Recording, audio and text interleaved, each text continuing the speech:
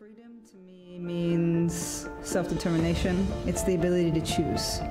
And I think that that's what we all should have a right to, and that's what we're all fighting for. Public debate is vital in a democratic society because if the public doesn't take part, then the politicians take over and decide everything for themselves.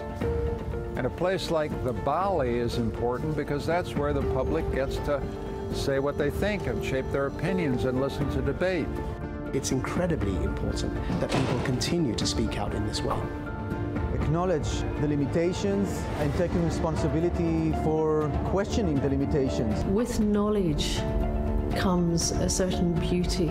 We are then in a position to take action on that. Particularly in this very noisy, fast culture, what documentary does, I think, is to take time to make meaning. Documentaire films en kunst in het algemeen is soms een plek waar de mening en waar de positie belangeloos is. Je mag er gewoon zijn, je mag leren en de Balie is zo'n plek.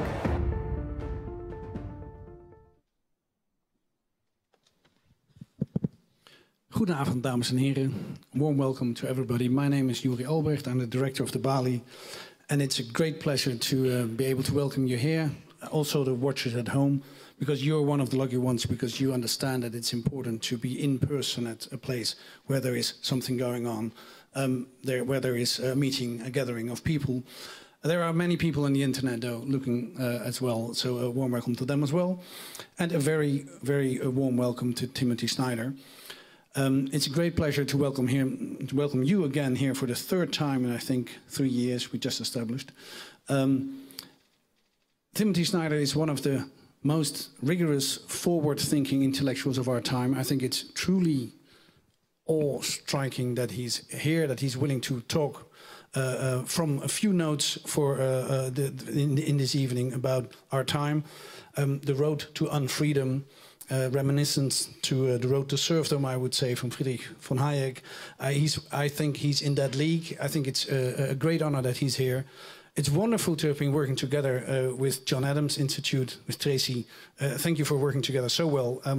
It's wonderful that Ambo Antos joined us as well in organizing this evening. Thank you very much, Ambo Antos, for helping us. And thank you, John Adams Institute, for working together with the Balie. I'd like to give the floor to Eelco Bos van Rosenthal, and I can't see where he is now, actually, but he's somewhere here. Yeah, he's there. Who is going to introduce our speaker of tonight and who's going to moderate the evening. Eelco, the floor is yours. Thank you very much for being here. Thank you, Yuri. Thank you. And thanks a lot to Professor Snyder as well, and thank you everybody for coming. I'm a reporter for Nieuwsuur, as we can have all read in the book. The foreword, according to Mr. Snyder, reporters are the heroes of our time. Who am I to take issue with that? Thanks for being here. Yuri said a little bit about Mr. Snyder's reputation. Let me add what the renowned historian Yuval Noah Harari, the author of Homo Deus, has said about this book. He calls it a brilliant and disturbing analysis. Does this still work? Yeah. Which should be read by anyone wishing to understand the political crisis currently engulfing the world. About this book, The Road to Unfreedom. While I briefly introduce Professor Snyder further, I'd like to begin with a picture of the celebration of the past weekend, 100 years after the peace of the Great War. The pictures can obviously be distorting. This picture made it to the newspapers across the world, but it does fit a certain narrative. At least I'm going to use it for my narrative. We see the back of President Putin's head. Obviously, some people, you don't see Prime Minister Rutte. I'm sure he's thinking about MH17. He's in the back. But also Merkel and Macron, they are looking with, well, I guess everybody has to define it for themselves, if it's amazement or disgust, or at least they're very wary about him. There's one person laughing, and Donald Trump doesn't laugh a lot. I've been watching this guy for a couple of years quite intensively, and he doesn't smile very often. He is smiling here. The narrative which this fits is the axis of illiberalism. If there is such an axis, these two world leaders, Trump and Putin, and Professor Snyder can talk a lot better and more about this than I can. But these two may be the poles of that illiberal axis. Even though the pillars of American democracy, I think, although shaken, are still standing. But maybe you disagree, and we'll get to that in a minute. We'll most likely spend more time today discussing President Putin than President Trump. But let me just briefly point out at the past week some of the things that President Trump has said or done in the days after the midterms, because when we talk about democracy and the pillars of democracy, it's quite important. He fired his Attorney General because he didn't feel that this Attorney General was protecting him enough. He didn't feel the loyalty that he expected of his Attorney General at a time that he is under investigation for his own dealings. At the same time, he denied a correspondent for the most important TV network in the US, CNN. He denied him access to the White House because, in the end, just because he was posing questions which the president did not like. Then he pushed election officials in 2 states, this was days after the midterms, in Arizona and Florida, to stop counting the votes. Because he said that other election officials were rigging the votes. These are all things that...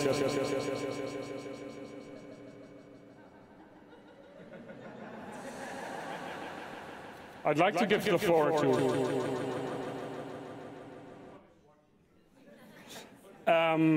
These are things that I did not expect to see happen in the US, let's say 2 years ago. Maybe I'm naive. There's one person who was not naive, and that was Timothy Snyder. I interviewed Professor Snyder here about 2 years ago, and then last April of 2017 in his office in Yale. This was after the first 100 days of the Trump administration, and a few months before, I think even before the inauguration, you published your book on tyranny, which predicted many of the things we've seen since.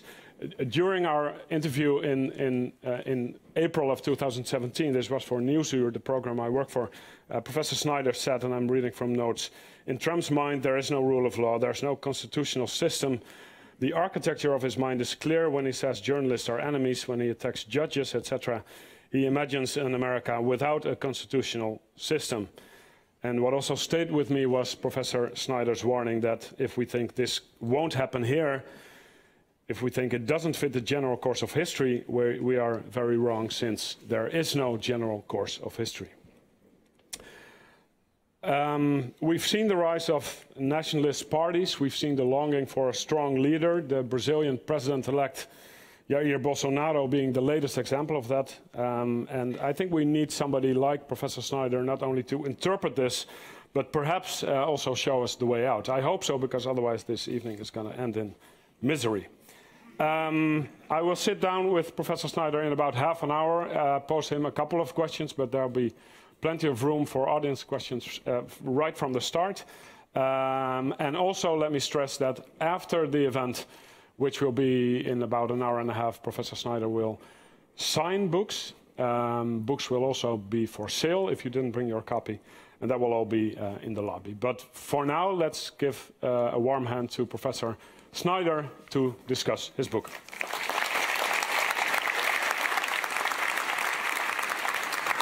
Thanks.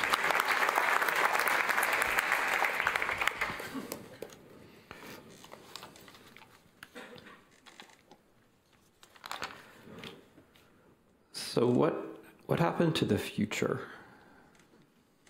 Where did the future go? I was talking about this book a couple of weeks ago in Bratislava to a very young audience, mostly university students. And at the end of the question and answer session, one of the students asked, "What was it like to grow up with a future?" And growing up in the 1970s and 1980s, I can remember what it was like to grow up with a future. And I think it may be the most astonishing characteristic of our own political moment that we don't have a future. That is, we all have, I'm not trying to fulfill the prophecy of the introduction and make you very depressed. I believe that you will all walk out of this hall alive, that you will go home to your children or your goldfish or whatever it is. I don't mean you don't have a future in that sense. I mean that it's hard to think of a moment in modern history when thinking about the future has been so impoverished, where politics has been so much about the risks of the present and lies about the past. We've got ourselves backed into a kind of dead end where politics is either about defending a present that needs to be improved instead, or about telling lies about a past that never happened. So what I'm trying to do in this book, In the Road to Unfreedom, is to get at this question of the rise of authoritarianism at that deeper level. I'm trying to ask, what comes before politics? What are the things that we take for granted that form how we think about politics and how we behave politically? And then what happens when all of those assumptions, when our implicit systems of thought break and something else happens that surprises us? This is how I'm trying to characterize the present moment, because the present moment is strange. It's not just that democracy is retreating, which it is. It's not just that authoritarianism is consolidating, which it is. It's that we're constantly surprised, right? It's not just that Mr. Trump is an authoritarian, which he is. It's that he's strange. He's uncanny, right? The fact that we keep talking about things being unpredictable is itself a sign that something has gone very strangely wrong. Because how smart can we be if we're constantly being surprised? What does it mean that we're constantly being surprised? So I start out this book by talking about time, precisely. What happened to the future? The claim that I'm trying to make, the claim with which I begin the book, is that for the past 25 or 30 years, many of us in the West have been living inside an idea of time that felt like life itself. Because, of course, this is the thing about ideas. When you really believe ideas, they seem like life. They seem like reality. You don't see the outside of them because you're inside of them. And one of the great ironies, I think, of the period after 1989 is that many of us shrugged our shoulders and said, history is over, there are no alternatives, the only ideas left are liberalism and democracy. And we didn't notice that that itself was an idea over which we could choose to accept or choose to reject. It's this idea in the book that I call the politics of inevitability. The idea that we know the future because the future is going to be like the present, but better. The notion of progress, to put it in one word, that we don't have to ask what's good because we know the present is good, the future is just going to have more of the good things that we have in the present. Time is like a line going forward and upward to a point that we know. That's the politics of inevitability. Now, the problem with the politics of inevitability is that it crashes, it breaks. At different times in different places, whether it's in northern France or whether it's in West Virginia, whether it's in central Russia, at different times in different places, this notion of progress, this notion that we know the future based on the present, has crashed for different people at different times, but for different reasons. But it's crashing. And now I think it has crashed. I think we've now reached the point that very few people believe in this idea anymore. And what's rushed in to replace it is something else. Another version of time, more dangerous, which I call the politics of eternity. And this is what I think all of these different kinds of authoritarians, it's so nice that you get to drink beer like that. That's just, yeah, cheers. I mean, that's civilization right there. So all of these things, if you're looking for something they all have in common, Trump, Putin, Brexit, Front National, Alternative für Deutschland, Orban, Kaczynski, they seem different, and they are, but one thing that they all have in common is this thing that I call the politics of eternity. That is, using a notion of the past where we are good and they are bad because we are inside and they are outside. And the thing that happens over and over again is that they come for us. And we're good because we're us, and they're bad because they're them. And the same thing happens over and over again in history. This is also a view of time. Like the politics of inevitability, it's a view of time which pretends to be history, but which actually crushes history, which takes actual history completely out of the picture. What the politics of eternity enables is a kind of politics of us and them, where, and this is where we are now, the future completely disappears. What the politicians of eternity do is they loop back to a past which never happened, or a past which can't be regained. I'll go into detail about this in a moment. But they do this in a postmodern way, with postmodern technology. So a Trump, for example, talks about making America great again. Oh, and incidentally, what does social science tell us about when America was great? If you ask Americans when America was great, it predictably turns out to be when the American in question was young. And we can disagree or agree about what the state can do, but one thing that the state cannot do is make you young again, right? That is the classic. I see some disappointed looks. Perhaps we have some billionaires in the audience who really believe in the immortality thing. All right, we can talk about that later.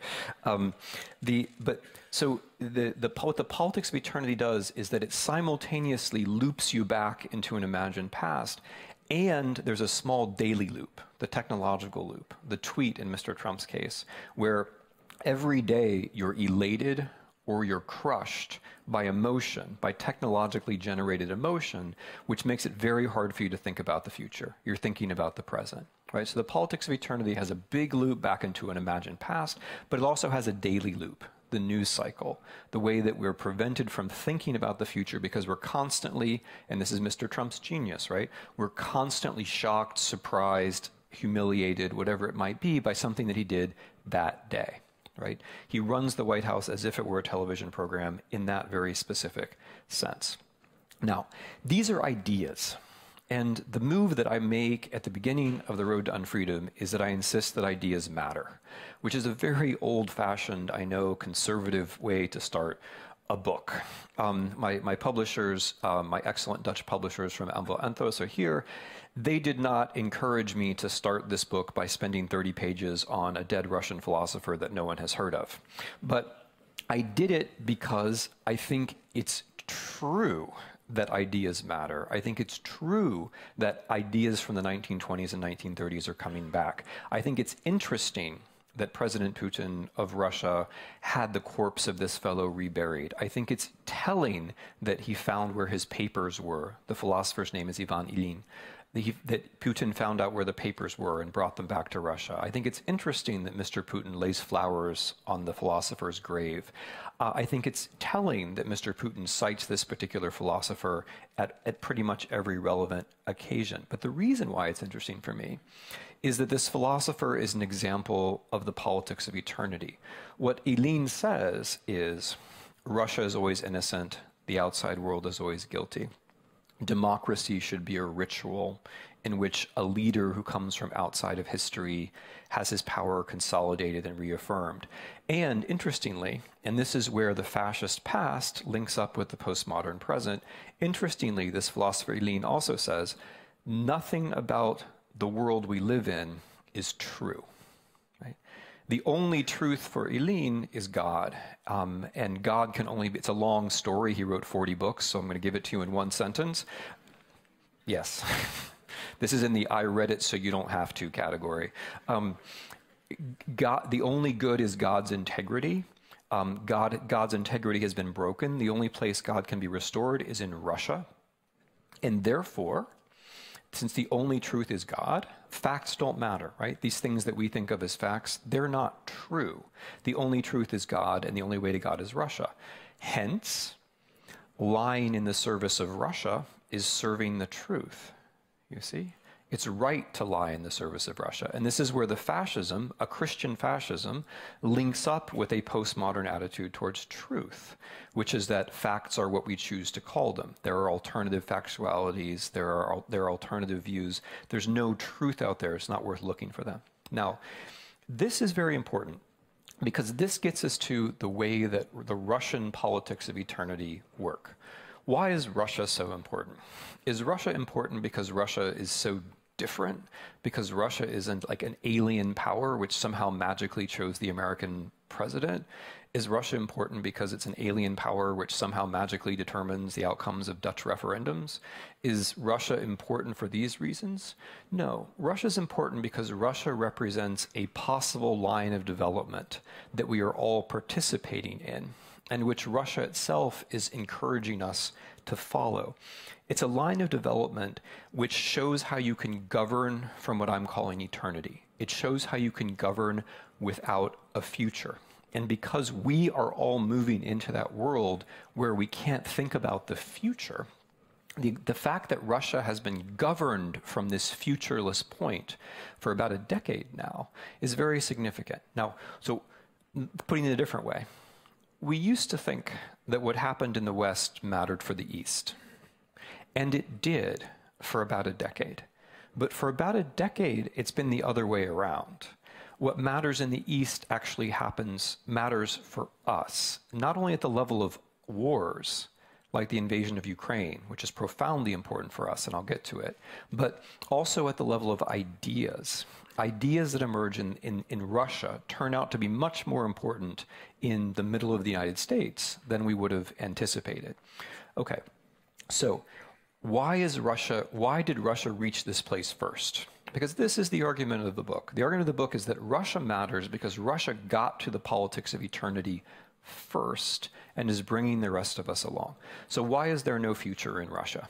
Or, I mean, to be precise about this, why is it impossible to talk about the future in political terms in Russia?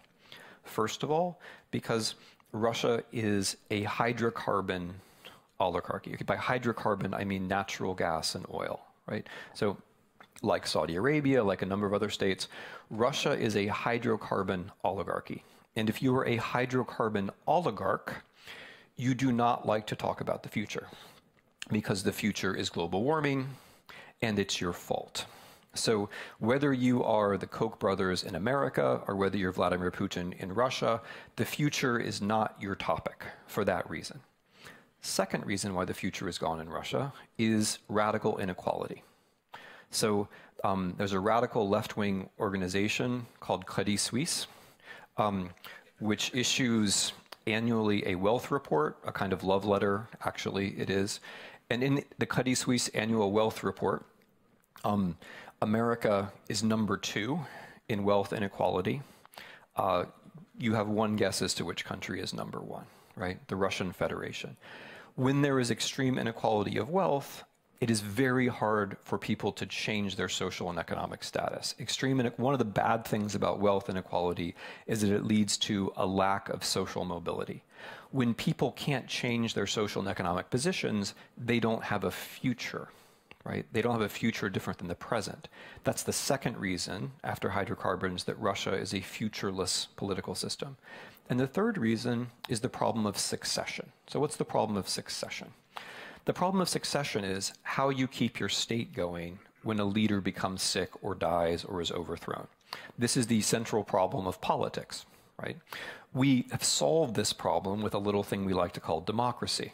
You know, we're now struggling to say why democracy is a good thing. I've got lots of reasons why democracy is a good thing, but one of them is that it allows the state to continue. You see, we're in this interesting moment where we think authoritarianism is sexy because these guys come in and break all the rules, right? This is what they have in common. The Putin, the Trump, you know, the Erdogan, they come in and they break the rules. And that's attractive. I don't get, I don't actually understand the strange masculinity of all this, but there's something about how breaking the rules is attractive.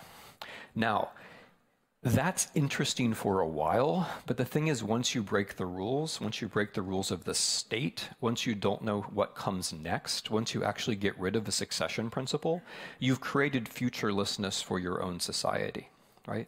So in Russia, no one knows what's going to happen after Mr. Putin dies, and no one is allowed to talk about that.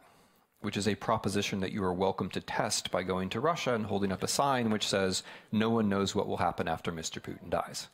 You will not be able to do that for more than about 45 seconds if you're in a big city, because that is the deep, dark secret, and it is very deep and very dark. Authoritarianism seems attractive when it's all about challenging the system, right? But when it's about getting old and dying and leaving your state in a condition of distress, it's suddenly not so sexy anymore. That's the deep, dark secret of authoritarianism. It's also one of the secrets, by the way, of why democracy is such a good thing, is that it solves that problem to the point where we don't have to think about it anymore. So for these reasons, succession, inequality, and hydrocarbons, Russia has to govern from futurelessness. And the way that Russia governs from futurelessness is by way of mistrust. The way that Russia works is to take mistrust and turn it into something positive through which you can govern. And this is something which I think is new in the history of politics, and it's interesting. So what the Russian leadership says to its population is, you are correct not to trust us. We are, in fact, corrupt oligarchs. Our news is, in fact, not true. You know this. We know that you know this. And that is a new form of social contract. Fine, mistrust us, but if you mistrust us, mistrust everyone else too. And this is where it becomes foreign policy. If you're going to mistrust us, your Russian leaders, you should also know that Dutch leaders and American leaders and British leaders and European leaders are just as much lying oligarchs as we are. And the next step, you should understand that Dutch journalism, European journalism, American journalism, or Dutch law, American law, European law, Dutch democracy, American democracy, European democracy is just as much a joke as ours, right? It's a joke everywhere, and we all know this. We smart people, we're in on this. We know it's all surfaces, it's all hypocrisy, right? We know this, we're in on it. That's what you have to accept. That's what governing from mistrust means, and that's a way you can govern without a future. Because if everybody everywhere really are just hypocritical, cynical, lying oligarchs, it's very hard to imagine that the world has much of a future which is different from the present. And so you can fall into the, oh, well, you know, the powerful are going to be powerful, the ideas are all just masks for power, nothing really matters. And then the system of eternity wins. And so you'll notice that the way that Russia plays in foreign policy is not to say that Russia's good. I mean, they make some half-hearted efforts at that sometimes. If, you know, Mr. Putin is forced into a corner, he will say something about how Russia's good, but that's not the way it generally works. The way it generally works is to say other places are bad, and to say you can't trust anybody. And that's the ultimate weapon, the spreading of mistrust. So the way that this becomes foreign policy is interesting. Because if this is how you need to govern, what do you want to do to the rest of the world? Well, you want to tell your population that the rest of the world is just like Russia, despite appearances. And you want to make the rest of the world more like Russia, which would seem like something very difficult to do. If, let's say, you're President Obama looking at the Russian Federation, you say, well, this is what Mr. Obama said. This is just a regional power, right? The conventional wisdom among our elite was, they don't make anything, therefore they don't have economic power, therefore they don't have any real power. But somehow they got to choose our president, which suggests that they did have a certain form of power, which is worth thinking about. So how you govern with mistrust is you not only try to convince your population that the world is just as cynical and hypocritical as we are, but you try to make the world that way. Right? You try to push against European and American institutions. You try to take institutions which by their nature are going to be a little bit flawed and make them more flawed. You try to find people who don't really believe in the institutions, like Mr. Trump. You try to find people who are willing to push ideas that are controversial, painful, and not true. Ideas whether they have to do with global warming denial or denying the efficacy of vaccination. You find those people and you support them as much as you can. You try to spread distrust. And above all, you try to spread the idea that there's not really any truth anyway. Who knows? You've got your opinion about vaccinations. I've got my opinion. You've got your opinion about global warming. I've got my opinion. In the end, who knows? It's all a matter of preferences. So This is why Russia is so important. And this is how Russia links into the United States. Because what happened in the United States in 2016 is that Russia found ways of making us just a little bit more like them. And now we're becoming more like them every day, every week. There are very few things which Mr. Trump does which can't be classified either as undermining our institutions or, more fundamentally, undermining people's ability to trust in some kind of factual reality. Okay, so this gets me to the American version of the politics of inevitability. And this is going to be the fun part of the lecture for those of you who are not American, because this is going to be the part where we notice all the bad things about America and how the Americans really had it coming and how they really deserve it and they're dumb and so on. Okay, so this is going to be that part of the lecture, so yeah, perk up. So the American... this is one of the many ways I can tell who the Americans are in the audience. The other, well, I'll give another is that you slouch. We slouch. I slouch too. So the American politics of inevitability says this. It says, we won the Cold War. History came to an end. Economics determines politics, which is actually a strange thing to say, right? After you win, you think Marxism is dead, and so you say economics determines politics, right? But economics determines politics, capitalism brings about democracy, there are no alternatives. Oh, and technology is always enlightening. That was our politics of inevitability. And there's a slightly more right-wing version, there's a slightly more left-wing version, but that's our politics of inevitability. Where that leads you, of course, is into a world where all of the gains in wealth and income in the United States in the last quarter century have been captured by a very small percentage of people, where an American born today has a much less than 50% chance of making more money than his parents, an America where average life expectancy is going down, which is a shocking thing to be happening in the developed world, an America where the average citizen spends 11 hours a day in front of a screen, and in America where we have now seen just how the internet, or specifically certain parts of the internet, especially social platforms, lead people away from the ability to carry out rational discussion with fellow citizens and towards a politics of us and them. All of which, or much of which, is, as it were, personified by Mr. Trump. Mr. Trump is the kind of American capitalist who survived by playing outside the rules. And the way that he came to power has everything to do with the way the internet can be mobilized as a weapon of fear and anxiety. Also as a weapon of fear and anxiety used by foreigners. So the three main Trump campaign slogans, build the wall, lock her up, drain the swamp, were all tested by foreigners using Facebook before Mr. Trump even announced his candidacy, right? And incidentally, I mean, these things have an incantatory, by the way, fascist, but an incantatory power which has nothing to do with reality. They're not going to drain the swamp. They're going to be more corrupt. They're not going to lock her up. Her means Hillary Clinton, because she hasn't committed any crimes they can prosecute her for. And they're not going to, they don't even have to build the wall. This is the interesting thing about postmodern fascism, right? Mr. Trump and the Republicans have been in power for 2 years. You can build a wall in 2 years. I mean, the United States of America could build a wall in 2 years, but we didn't. And the interesting thing is we don't have to.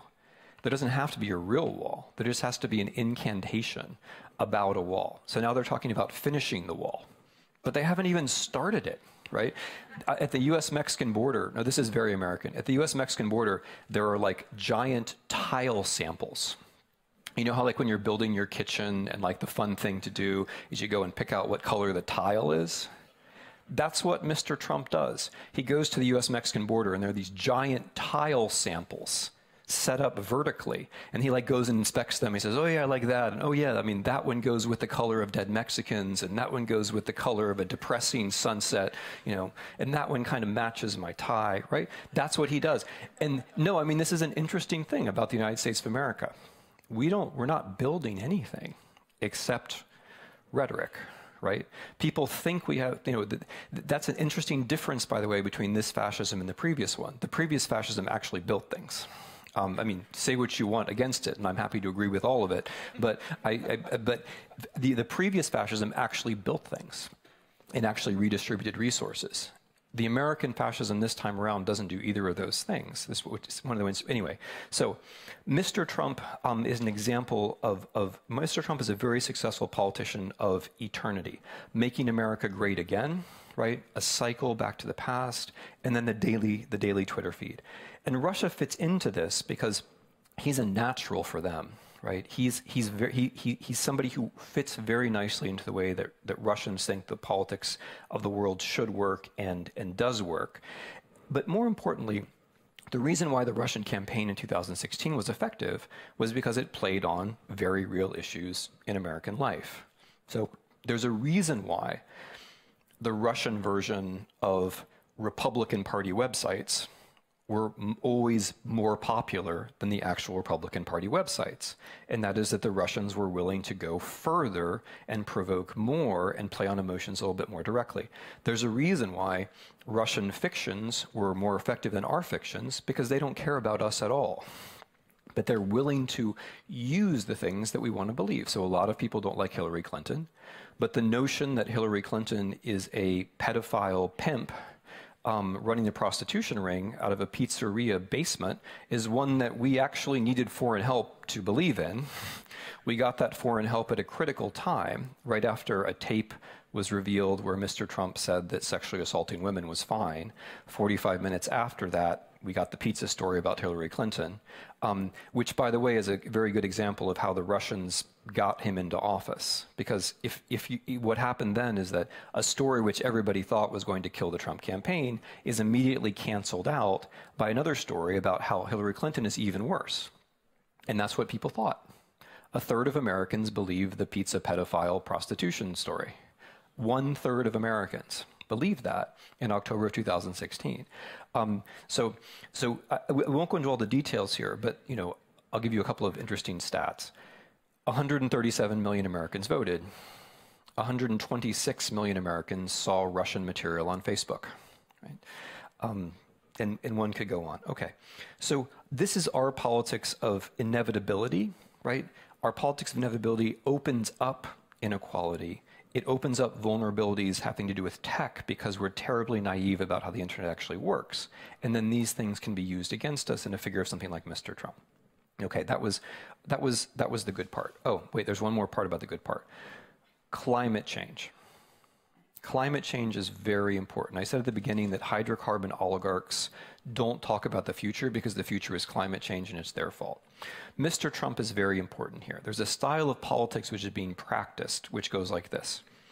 You talk about, for example, the migrants, the Mexican migrants, right? The Mexican migrants, they're terrible, they're rapists. That was his very first campaign speech. The Mexicans are rapists, the rapists are Mexicans.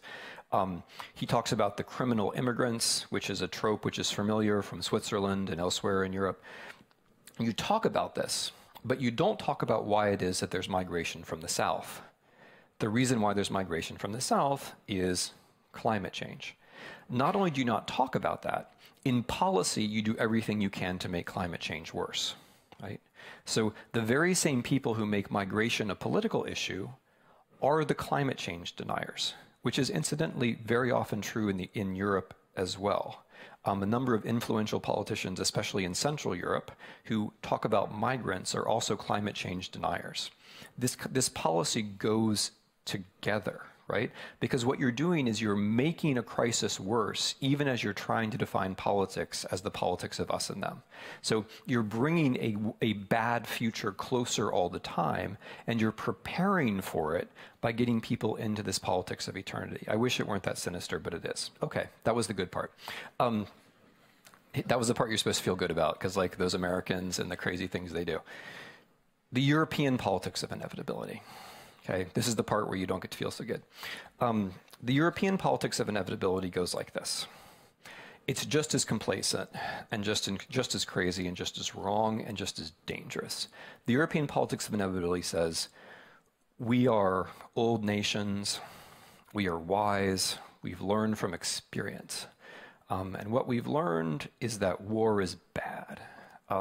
We had 2 world wars, we've learned from them that war is bad. And unlike the Americans who just keep fighting these wars, we understand that war is bad, hence the European Union. That's the story. Everything about it is completely wrong. And for 3 generations, it hasn't mattered so much that it was completely wrong. But now that America is withdrawing, and now that Russia is posing a normative challenge to the European Union, it matters a great deal that your foundational story is completely wrong. How is it completely wrong? It's completely wrong because your nations are not that old, because the nation state has never existed in most of Europe, and because the real story in European history is how you get out of empire. That's the real story. In Dutch history, that's the real story. There's not a Dutch nation state in modern history. There is an empire, and then there's integration. Those are the stages. And the great success of European Union is that Europe became the place to rest after empire. If you want to put it in a post-colonial way, the Europeans are privileged after empire because they can go home. Right? No one else can go home. But the Europeans can go back and they can create the biggest economy in the history of the world. And then they can say to themselves, we are very wise because we learned that war was a bad thing. Our nations have learned over time that war was bad, which of course is complete nonsense. What happened was you lost a whole bunch of colonial wars, and only then did you land in Europe, right? That's your actual history. It's not the one you teach your children, but that's your actual history. And it is now dangerous that you think this. This is your politics of inevitability. We always have a nation. We always have a nation state. The nation state learns. The nation state could choose to be in Europe or not. It'd be fine either way. No, right? What European history shows, at least if you're a conservative empirical historian, is that there have been 2 political alternatives in modern history for almost all of you: empire and integration. The nation state does not actually figure. It only figures in your imaginations, and then again, what you teach your children, which is why it's in your imaginations. This is a self-perpetuating cycle. And this means, in turn, that all of the debates from Brexit outwards are completely miscast. The Brexit debate says, is it a good thing or a bad thing for Great Britain to be inside the European Union? But there's never been a Great Britain. There's been a British, yeah, try to remember when there was a Great Britain, because there never was one. There was a British Empire, and then there was Britain inside a European project, right? In the 60s, most of British trade shifts from being empire and commonwealth to being on the European continent. Not long thereafter, Britain becomes a member of the what was then the European community. There is no story of the nation state. You don't have one either. No one has one, or the European countries who do have one, places like Poland and Hungary or Estonia, that's not exactly an object lesson of how the nation state works. Right? All of the nation states formed after the First World War, which was our great moment of national self-determination, were extinct 20 years later. All of them. Austria, Czechoslovakia, Poland, Estonia, Latvia, Lithuania, all the states that were created were then destroyed. Right? And people used to remember that. So the historical achievement of Europe is that it's unified former imperial metropoles and former imperial peripheries into units which pride themselves falsely on their long national histories and pride themselves falsely on having learned from history. That's the historical achievement of the European Union. And the reason why that matters is, to take the example of Brexit, just like Russia tempts Americans into the notion that we can be great again, Russia plays the same game, or played the same game with Brexit. The Russian propaganda in Brexit was all along the same lines. You've always been independent, you've always been a great nation, you'd be fine without the European Union. And by the way, the weapons were the same. So 20% of the Twitter conversation about Brexit was organized from abroad. 20%. And how many British citizens were aware of this at the time? 0%. And interestingly, it's very often the same Twitter accounts that were active on MH17, Brexit, and in the Trump campaign, because it's all fundamentally about the same thing. It's all fundamentally about moving us towards this thing that I'm calling the politics of eternity. So if you look at the way that Russia intervenes in European politics, it's symptomatic. There's a very interesting detail which gets overlooked, which is that Russia supports climate deniers, right? Interesting. Russia supports climate deniers. Russia supports opponents of the European Union, and Russia in general supports whatever will create informational chaos and make people distrust. So, bringing this to a close, the lesson that we didn't learn, maybe I imagine since I'm in Amsterdam, some of you did, but in general, the test that we failed in all of this, the opportunity that we had to notice this that we didn't seize, was Ukraine in 2014. That's where we blew it. In Ukraine in 2014, we had a chance to see how the politics of eternity works, and we didn't see it. In fact, we fell for it. Because what did we think about Ukraine? I mean, not all of you individually, personally, but in general in the West, what did we think? We thought it's about language, it's about culture, it's about lines on maps, it's about Russian speakers, it's about the conversion of Vladimir in 988, it's about the 18th century, it's about the Second World War. It wasn't about any of those things. None of those things had anything to do with it. What happened in Ukraine was that a serious part of the population, correctly understanding the history of the European Union, thought that Ukraine getting closer to the European Union would help Ukraine build a rule of law state. Correct.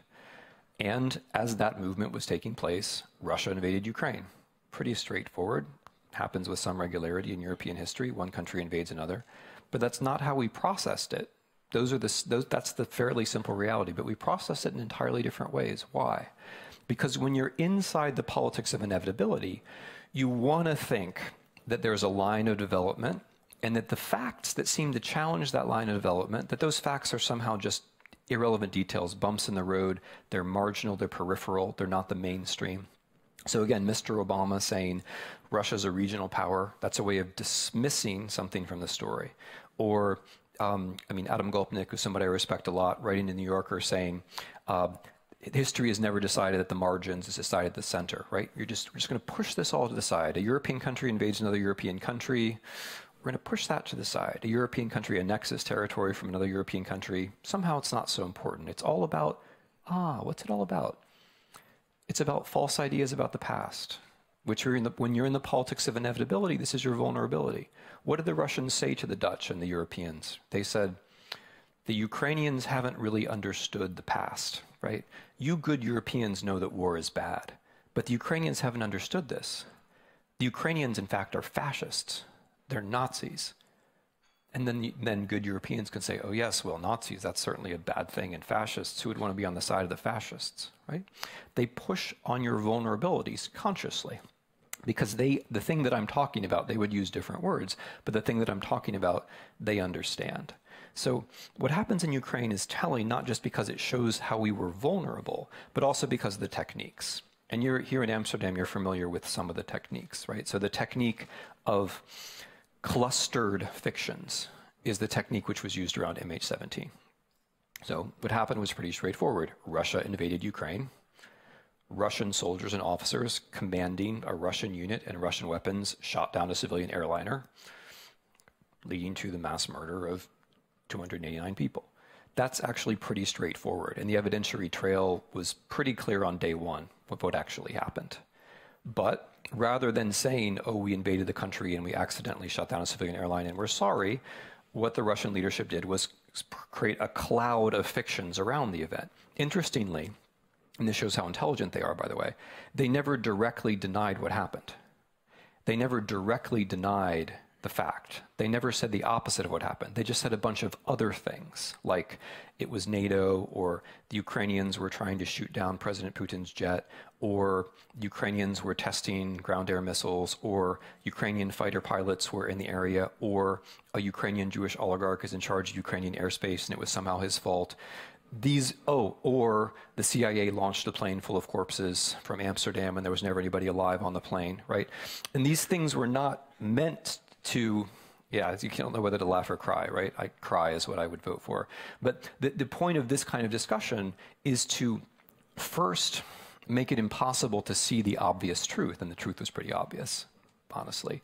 But second, to make the event itself somehow irrelevant. Right? Because when there are so many versions of fiction around an event, somehow the simple thing that people died who shouldn't have died gets lost from view, and somehow Russia becomes the victim, right?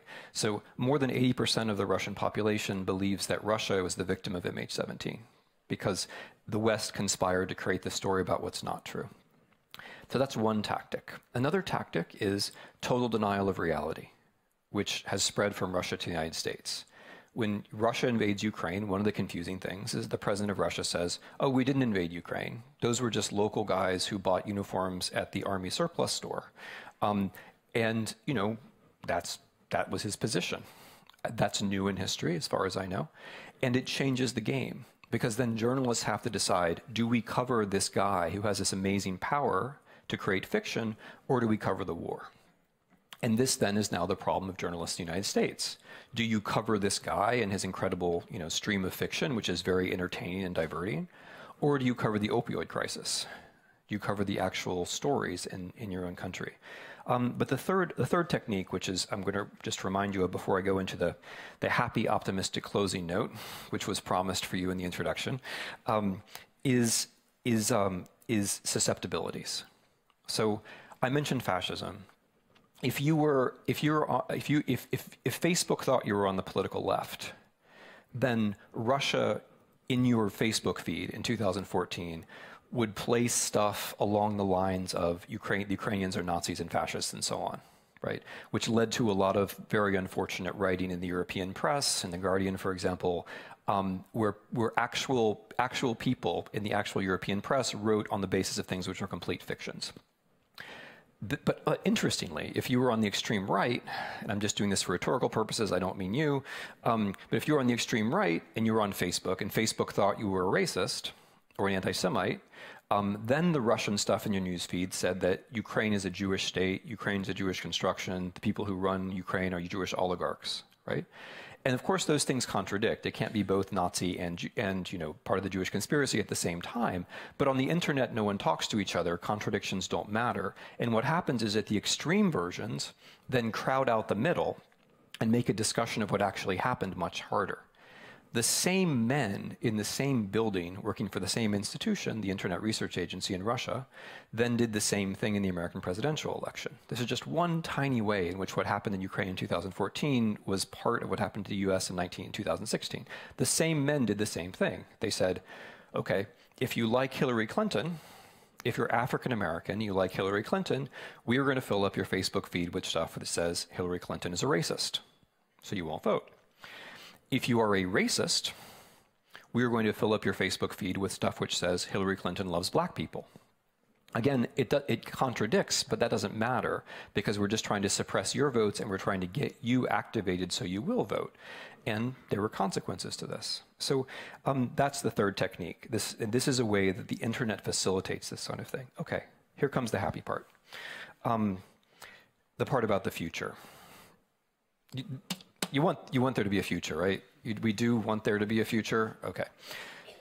So I think that this is the real game in politics. I think the division in politics now it's not right-left. I think that the main division is true-false, which is another way of saying future, no future.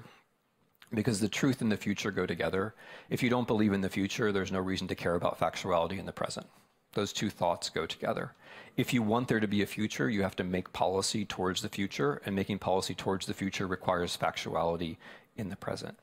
I think Europe has a wonderful chance, maybe the best chance, to be the political unit which creates some sense of the future. And I'm just going to articulate very quickly what I think that future might, not what it would look like, but what the argument for it would look like. I think it has to do mainly with humanity. So humanity versus the internet, humanity versus the algorithms. Europe is the only entity in the planet which in a constructive way is trying to deal with the Google and the Facebook. You're the only ones. And that's not just plain defense. That can be seen as an affirmation of humanity. It's not just protection against electoral intervention, which is very important. It's also the positive claim that we're caring about the humans. We're on the side of the humans. Second aspect of the future is climate. Right? You are the political unit which cares most about this and has maybe the best chance of solving it. Dealing with climate change is about creating a future in the most basic existential sense. But interestingly, hydrocarbons and futurelessness are very intimately connected. The same, whether it's Russia or America or anywhere else, whether it's Saudi Arabia, the people who are closely connected to hydrocarbon wealth are the same people who suppress the future and who suppress factuality in a very elemental way. Whether it's Saudi Arabia killing a journalist and having his body cut into little pieces, or whether it's Mr. Putin getting dead journalists delivered to him on his birthday, it's the same phenomenon. Hydrocarbons are intimately connected to the loss of factuality, which leads me to the third thing about the future. The future has to be about the production of factuality. The production of factuality, not just believing in truth, which I think is also very important, but actively affirming institutions which go out and hunt for the truth. So we have this very complacent, in my view, tradition in Anglo-Saxon philosophy from John Milton through John Stuart Mill, through Oliver Wendell Holmes, which says there's a marketplace of ideas. In a fair fight, the truth will win. The fact that that argument has won disproves it. That's just not true. It is just not true. It's lazy and it's complacent. If you put 5 people up on a stage who have 5 contradictory and crazy views, the truth does not somehow emerge. If you create an institution like the internet, in which 99.999% of what's out there is not connected to investigative reporting, put a whole bunch more nines in there, it's very unlikely that that's going to lead you to the truth. If you allow local news to die and the reporting profession to go away, if nobody's producing the facts to fill up some of the information space, how can the truth possibly have a chance of winning in a debate? It just doesn't happen by itself. There's no automatic mechanism. So I think the places that are going to remain sovereign, or to put it a different way, the places where humane politics are going to be possible are going to be the places which actively engage in the production of facts, which treat factuality as a kind of scarce resource that you have to try to suppose. The final thing is democracy and time. So democracy, I mean, to put this in a positive way, democracy produces time. You need time for democracy. If nobody believes in the future, nobody will vote. But democracy also produces time. Because when you vote, you're thinking, I might vote 2 years from now, 4 years from now, 6 years from now. So the two of them go together. And then finally, this is the very last thing. What the politics of eternity and the politics of inevitability have in common is that each of them does away with responsibility.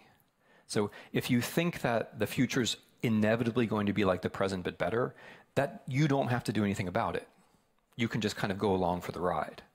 If you think time is just a loop where the others are going to come for us no matter what we do, you don't have to ask what's good. You're good because you're innocent, and they're bad because they're attacking you, and that's the end of the story. The question of responsibility never arises. That's what the two of them have in common, and that's why it's so easy to go from faith in progress to faith in doom. That's why this shift is so easy, and that's why it's happening. And the only way to get out from under it, I think, is to believe in history as history, right? To say, okay, there is a line of time, but it's not predictable and deterministic. We do have to know things about the past so we can situate ourselves in the present. But once we situate ourselves in the present, then we have to ask the ethical question of what kind of future we want. And this is the final thing I want to say about the future, European or not. We can't get to the future without ethics. We can't get there without facts, but we also can't get there without ethics. What inevitability and eternity do is they farm out, they subcontract the question of what's good and evil. We can't do that. If we want to have a future, we have to be concerned about the way the world is, but we also have to be willing to make arguments about what's good. That's where I'm going to stop. Thank you. Sorry. Yeah. Would you sit here?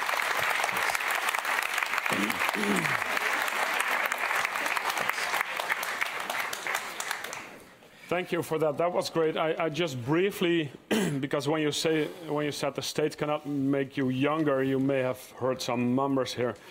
Let me explain you why. There's a professional attention seeker / entertainer right now in the Netherlands who just sued the state of the Netherlands because he's 70 years old and he wants to be recognized being 20 years younger, because that's his natural age. Okay, got it. I never expected to be talking about Emiel Ratelband in this venue, but here we are. Connected.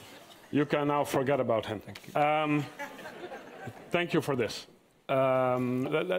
Let's talk in a few chapters, and after a few questions on my behalf, I'll give the audience a chance to post questions as well. Okay. To start off with your own country, almost matter-of-factly, you talked about the current American fascism, which made me wonder, do you consider your president, I guess you're going to say he's not my president, do you consider Donald Trump a fascist? the way that I would put it is that he's not even a fascist. So I would. Is that better? It's better in some ways, but maybe also worse in some ways. So it's clearly the case. First of all, the United States of America is by no means free from the traditions in history which in Europe are categorized as fascist.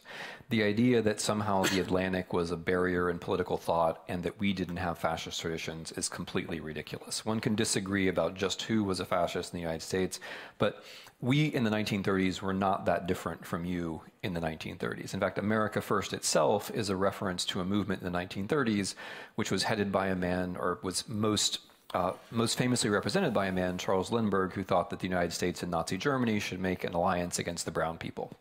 So that's what America First was. That's it. So we have those traditions. We can disagree about, where the lines are, but I just think that's important to set out at the beginning, because at least in the United States, we like to start from a position of innocence, which says we're a city on the hill, and of course there are bad things like monarchy and fascism, but they're in some other part of the world. I don't accept that at all. I think in the 1930s, our politics were very similar to your politics, and that we had a good deal of luck, frankly. That we had good leadership and we had good luck. And we have neither good leadership nor good luck right now. So so what is fascism then is the second thing. I mean, for me, fascism has three important parts. The first is that you treat globalization as a face rather than as a series of policy challenges. Relatedly, you reason by way of conspiracy rather than reasoning by way of individuals and the things that they do. Related to that, you oppose enlightenment and you oppose factuality, and you try to put in their place a myth, two myths really, the myth of the organically connected nation and the myth of the connection of the nation with the leader. Mr. Trump has indulged in all of those things. I mean, I think the most fascist thing that he does is the fake news move, where the Germans and the Austrians, who are fascists now, that is the extreme right in Germany and in Austria now, quite correctly translates fake news as Lügenpresse, which it is. It's exactly the same trope. I mean, Lügenpresse in the mouth of Goebbels or Hitler meant there were a few investigative journalists left in a condition of financial crisis and media centralization, and we're going to hit them as hard as we can by saying that they're the true liars. And that's exactly what Mr. Trump is doing. So, I mean, in historical terms, that's fascist behavior. I think the incantatory chanting, the lock her up, or lately lock him up, with reference to George Soros, who by no coincidence is a Jewish financier. And the whole idea that Mr. Soros finances political demonstrations in the United States, which Mr. Trump has said that Mr. Soros might even be financing migrants from the South, which is, by the way, a Hungarian idea, which we have just copied. Those are fascist ideas. I mean, the idea that that's actually the central idea of Mein Kampf. The central idea of Mein Kampf is that there's no such thing as liberalism, democracy, rule of law. There's only the race. And if it appears that there's democracy, rule of law, liberalism, somewhere behind it there's a Jew. That's what Hitler says, right? That is a major... So when you say, oh, we don't really have protesters, we just have a Jewish financier, you are actually doing something fascist. Whether Americans see it or not is a different question. But when I say he's not even a fascist, I think there are a couple of things, there are several things that are missing. One thing which is missing is a party, right? Fascism was about single-party rule. There are many things you can say about the Republican Party. It actually, in some ways, is edging towards single-party rule, but it doesn't have an open ideology of single-party rule. Another thing which is missing is a youth movement, or more broadly, physical activity. Again, like, say what you want about the fascists, but the fascists could put on a march. Trump supporters can't. No, I mean, it's not a joke. It's an interesting difference, right? We are older and we are in less good physical condition. And we don't like to get off the couch. And that's a difference, because this is... But the march is online now. You don't need a march. That's the thing. The politics of us and them takes place largely virtually. Right. So you hate people that you never see. The people who don't like migrants, this is true of Europe too, by the way, are generally people for whom the image of the migrant comes in online rather than face to face. Yeah, well, I think it's different. I think it's different. But I think Trump likes a certain amount of physical violence, but it's interesting that both he and Putin don't like people on the streets, whereas fascists really did like people on the streets. And the other thing I mentioned is redistribution. So again, fascists really did want redistribution. They wanted redistribution from punished, humiliated Jews and other punished, humiliated national minorities, but they did seriously believe in redistribution. Mr. Trump does not seriously believe in redistribution, and that's a difference. So I mean, what I tend to think is that fascism this time around is a little bit like what the Marxists said the last time around, which is that it's a cover for preserving the present system. In what sense do you consider Mr. Trump perhaps less dangerous because he's an outlier in Washington, meaning that even his own people in his own administration perhaps don't take him seriously? I mean, what the Republican administration right now is doing is pretty standard Republican policy when it comes to economic, taxes, etc. They almost seem to, if you read Bob Woodward's book, to contain Trump in a way. Is that something that is comforting, or am I completely off? Well, I ended by talking about ethics and responsibility, and I believe that very seriously. I think in 2016, Americans, Democratic or Republican, had an obligation to say, we don't want somebody running for the highest office who encourages his supporters to carry out acts of violence. We don't want someone running for the highest office who muses publicly about the assassination of his opponent, which Mr. Trump did twice. And above all, we should be very careful about a candidacy which seems to be closely connected to a foreign power. And I think it's a very, I mean, who knows what historians will think in the future, but I suspect that moment in 2016 where the Republican leadership said, essentially, we don't care about sovereignty, we just care about winning, I think that was a very important point of self-demoralization, essentially. Because, of course, when the Republican leadership says that, they know it's not true. But their voters don't know it's not true. And so now we've reached a point where the basic facts about the Russian intervention in American politics have become a matter of completely partisan epistemics, where some people think yes, some people think no. So I don't find it encouraging fundamentally. I find it demoralizing. I think what Mr. Trump has done is gotten much of the Republican Party into a kind of dance of demoralization, where they rationalize the situation by saying he shall pass, and then they do the things that they want to do anyway, as you say. That is tax cuts for the rich, tax cuts for corporations. But once they do the things they want to do anyway, they are morally brought into the whole situation. They're now morally implicated in the whole thing, because you can't just say, well, we're taking advantage of this. It's you, right? It's all one political system. And by the way, I mean, I think that itself is a bad thing. You know, it's interesting how little legislation there was. This is another, I mean, the activity of Mr. Trump is basically negative, chipping away at trust, chipping away at people's belief in the rule of law, chipping away at the rule of law itself. That's his main success, is to get Americans not to trust things, not to trust one another. And this is why it's a Russian victory, by the way. But they don't pass very many laws. And the laws that they do pass are entropic. I mean, giving money to rich people is not actually policy. Giving money to rich people is gravity, right? Giving money to rich people is just, that's the way the world works. If you're rich, people give you more money. That's just the way things happen. That doesn't really count as government policy, I don't think, right?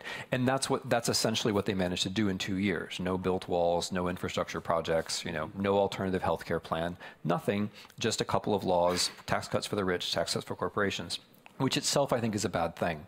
I mean, not only do we have the biggest deficit imaginable, but we also have a situation where it's going to be much harder for the state to do the things it needs to do in the future to promote equality. Before the inauguration, I think by the end of 2016, you published On Tyranny, which was a brief, well, can I call it a pamphlet, or about the steps towards tyranny. And I said we spoke in your office. That was 100 days into the Trump administration. Back then, you were saying he's checking all the boxes so far. Is there any light, any box he has not checked yet? Would you agree with me that even though they've been shaken, the pillars of democracy have proven themselves to be intact? I think it's more like we're archaeologists and we're digging in the desert and we think we know where these pillars of democracy are, and they turn out not to be there at all. But there are maybe a couple of other pillars, or at least rocks. And we look at these rocks and we say, with a little bit of imagination, this could be a pillar. That could be a pillar. I think it's more like that. Like there definitely are some rocks, but it's not clear that they're pillars, and they're definitely not where they're supposed to be. But the checks and balances work. There's now a Democratic Congress, half the House. But that's not. So sorry to interrupt. But no, please. That's not the way that checks and balances are supposed to work. Checks and balances are supposed to be that at the federal level, the legislature, that is the Congress, and the courts are supposed to check the executive, regardless of which party is in power. Right. And that didn't happen. No. So the fact that you have to say the Democrats have to hold a chamber for there to be a check actually indicates the failure of checks and balances. Where we have found these things that are like pillars are in unexpected places. So the American, as we were talking about before, the American elite is actually broad and deep. I mean, it's one of the tragic things about the United States right now is we really do have a broad and deep and interesting elite. It's just that at the moment we're doing negative selection. That is, the people who are least qualified are the ones who are rising to the top. I could give a number of examples, but there's a broad and deep American elite which fills certain institutions, and it's not that easy to control those institutions. And those institutions are often institutions of power, which you would need, of brute power, of armed power, which you would need if you were truly going to form an authoritarian government. And the second place where there's been some resistance, which is important, is journalism. I mean, it's just, if the Trump administration happened 5 years later, I think we'd be in a very, very difficult position, because it happened at a time when we still unlike now. Yeah, I mean, because in 2016 there were still a few journalists. Right? And now there are more. But what if it had happened at a time when journalism was dead as a profession? Then we wouldn't know anything. Then the Mueller investigation wouldn't be possible. Then we wouldn't, then there would be very few checks on him. I mean, there's a reason why he says journalists are the enemy of the people. His political instincts are right. If it's not for the journalists, then a major check would be gone. But the other place which Europeans sometimes overlook is the states. So America's a federal system, and both progressively and regressively, it's often the states which set the examples. So progressively, gay marriage is possible in the US because it started in certain states. Regressively, voter suppression is an experiment which is carried out in certain states. It's a good sign that voter suppression didn't always work this time around, because when voter suppression works, then people start thinking, well, it really doesn't matter whether I vote or not. This system really is a joke. Well, I want to get to journalism at the end, and how the media should deal with people like Trump, because it is a struggle, obviously. But one more question, and then I'd like to go to a first round of audience questions. One more question about the more we talk about Russian interference in the American system, the less we seem to talk about another reason for Mr. Trump winning. Many American voters being disgusted with generations of neoliberal politicians, the Clintons, Obama in a way, etc., etc. Isn't that a risk that by keep focusing on Russia, that we forget to focus on things that Russia has no part in?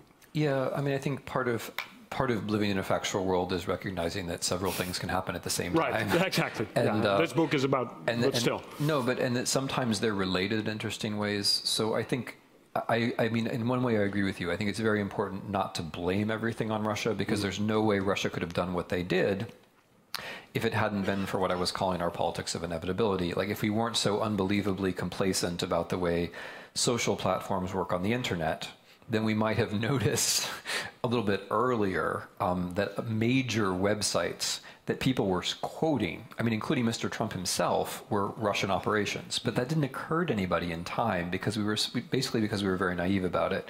And then the other thing you mentioned, what you're calling neoliberalism, which I would characterize as inequality, that enables Mr. Trump. You're absolutely right. But it fits into this larger argument, because Russia shows how oligarchy works. Right. Russia picks out Mr. Trump as their pet oligarch, right? Or he's actually a wannabe oligarch. He's not actually an oligarch because he doesn't have any money. And if he does, just prove it, right? I challenge anybody to prove that the man actually has any money. Because if he does, we know he has debt. And we know his father gave him the equivalent of $340 million, which, like, If I pick any of you in the audience and give you $340 million, you will then be $340 million richer than Mr. Trump. Which, if I may interrupt you, so this is a big New York Times story investigation of the summer, the one you're referring to, huge investigation into his finances. One day later, everybody forgot about it. Yeah. Nobody cared. Well, I care. Except you. I know. You care. Some of you it's care, my job. Yeah, right? but it didn't. You know At what least I mean? like you're still thinking about what you do with the $340 million and how you could make more out of it than Mr. Trump did, which is 6 bankruptcies and $800 million in debt. You can all do better than that. That's my American dream for you. If I give you $340 million, you can do better than 6 bankruptcies and $800 million in debt. Have accepted. But you know, the charming thing about the New York Times report is that they know that, like, they knew that they were writing this for the future, right? Like, they knew that this was part of some future court filing, that this was part of some future history book. But what does it mean that it didn't? They did it anyway. Well, what it means is that that journalism is a precious thing which is challenged on all fronts. Because, of course, a much worse world than one where everybody changes the subject the next day is one where the story is never published at all. I know, but the fact that nobody basically cared. I don't know. I think you're overdoing it. I mean, some people that did make a certain difference in the conversation. Okay. And the Mueller team certainly cared, and the state of New York cared. I mean, look, we're in a very weird situation in the U.S. Trump has to be president because he knows he's violated laws. He knows that we know these violated laws, and some of those laws are state laws. In other words, even if you believe he can pardon himself, which is like mind-blowingly unethical. Like it's like loaning money to yourself, right? Hey, I'm going to loan myself $340 million. But even if you believe that Mr. Trump can pardon himself, he actually lacks the statutory power to pardon himself for state crimes, and he's clearly committed state crimes. So he has to be president. You see, he has to be president until he dies. Look at it from the poor man's point of view. I wish he was here. I don't know where Tim is, who's the most important guy in the room, because he has the microphone. So if there are any questions, hopefully a bit about the US first. Yeah. He's not an intern. He's a very well-paid young man. Two questions, very briefly. The first one, it seems that you like to blame Russia for the elections, etc. At the same time, America is notorious for fixing elections and maybe changing even governments in different countries. So I wonder how you look at that. I think America started, Russia is just, learning. And the question is there any is there any scenario in which Trump is going to be impeached? Yeah. Okay. So, let's start with the first. That's a good question. So there's a very important ethical point to make before I answer your question historically, and the ethical point is: do we think that intervening in other people's elections is bad? I take it you think that it's bad. I'm looking for a nod here, or a head shake. You don't care. Okay. So do we think that on principle, intervening in elections is bad? That seems to me to be the live ethical question. Because if we think it's bad, then we think it's bad. So I think it's a bad thing for the United States to intervene in Italian elections or Latin American elections. I think it's bad because I believe in both sovereignty and democracy. I don't think the United States ought to be in that business. By the same principle, I don't think Russia should intervene in the American elections. It's not about liking to blame Russia. It's about a principle. I mean, it's the same. I mean, I find, and this is a very simple thing, I think, but it's somehow very hard in practice. Like, take war as another example. How many people were both against the American invasion of Iraq and against the Russian invasion of Ukraine? I was against both on the same kind of logic. I don't think countries should be invading other countries on the basis of total lies. That's a sort of simple principle, and it seems to rule out both the Russian invasion of Ukraine and the American invasion of Iraq. I'm against aggressive, illegal wars fought on the basis of complete lies. If you accept principles, then you have to be critical of everyone, whether it's Russia or America, right? So it's not that I like to blame Russia. I'd like for Russia to be completely blameless. It'd be a better world. But in this particular case, There is now moving to the historical part, there is a huge amount of evidence that Russia did intervene in the American elections. And we can't not chronicle what actually happened. We have to chronicle what actually happened. On impeachment... Before we go to impeachment, one more thing on this, because that was actually one question that I wanted to ask as well. Because even though what you're saying is true, people like the late John McCain, who has never found a country that he didn't want to invade, was so big on this Russia intervention. I mean, there was some hypocrisy there, right? And there still is. But that's, I mean, this is the thing. If we can't make ethical arguments because people aren't perfect, we can't make ethical arguments. I mean, but not being perfect is the complete that's the complete one end, but. No, well, if we can't make political arguments, if you can't be right because someone agrees with you for bad reasons, you can't be right. I mean, either we believe that there are ethical arguments to be made or we don't. I mean, either we're in a world where we say, for example, I'm against illegal wars of aggression fought on the basis of total lies, or we're in a world which says, yeah, well, some of the people who didn't, some of the people who opposed the invasion of Iraq didn't brush their teeth in the morning or whatever. I mean, either we're in this world or we're in that world. I don't care what John McCain thought about other things. He was either right or wrong. I mean, this is where I end, right? You either believe in, right and wrong, or you don't believe in right and wrong. I think if you want to outline principles, you have to outline principles, and then you can't say, well, this principle doesn't count because somebody else is a hypocrite. I mean, if we do that, then there will be no principle left standing because somebody who agrees with you about this thing is always going to be wrong for some other reason. So, I think Europe should have an army. President Putin thinks that Europe should have an army. Does that mean that Europe should have an army? Right? I mean, fair point. Okay. Yeah. So. Was there some? Well, we're going to talk about impeachment. Let's go about impeachment. Yeah, that question. Yeah, I mean, so just to be, I mean, like it's can be unclear what impeachment actually means. Impeachment is an accusation, so it's not a trial. In the American system, the House of Representatives impeaches by a simple majority, which then triggers a trial in the Senate, where the Senate can only convict by 2/3 majority, which ain't going to happen. So it's possible that he'll be impeached, but impeachment is not a route to his leaving office. Unless Mueller comes up with something astonishing. I would say yeah, it'd have to be pretty astonishing. And the Republicans have a backbone. It'd have to be pretty astonishing because the things, I mean, honestly, the things that we already know are pretty astonishing, like that his campaign manager has been convicted of multiple counts of conspiracy against the United States. Like these are already things which in a previous world would have been totally unthinkable. I mean, Mr. Clinton was impeached for lying about sexual relations, which I mean, lying is bad, and I'm against it. But compared to asking a foreign power, like Mr. Trump stood up and said, Russia, if you're out there, please try to get Hillary Clinton's emails. And that same day, Russian military intelligence began a spear phishing attack, which included Mrs. Clinton and people who knew her trying to get her emails. Yeah. If a Democrat had done that, right, certainly Republicans would be calling for impeachment. So I no longer believe that there is anything. I mean, I think that we could have video of I'm going to stop my fantasy right there. Stop right there. But I do think that there is. I think the Mueller thing will be very significant, but I don't think it alone is a route to impeachment, unless, as you say, there's something truly outrageous. But I think it's much more likely that Mr. Trump's reaction to the Mueller report is what's going to do him in. Right. In what sense? Well, I feel like I shouldn't give away their strategy. There's no live feed tonight. In what sense? there is, right? There is, in fact, okay, live there feed is. Tonight, okay, yeah. okay. I didn't know you knew.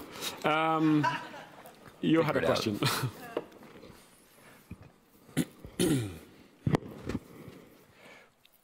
Thank you very much for your wonderful speech, by the way. You mentioned Europe. Should I stand up? Yes. Okay.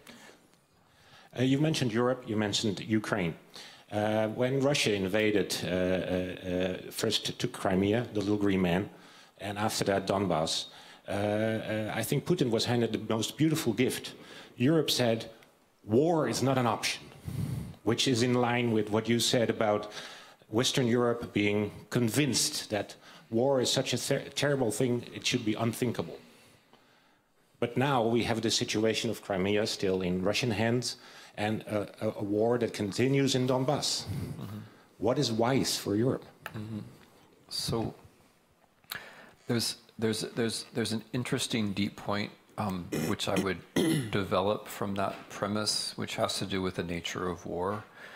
And it's a point which Russian military doctrine actually has advanced in open documents, namely that war is not about combat.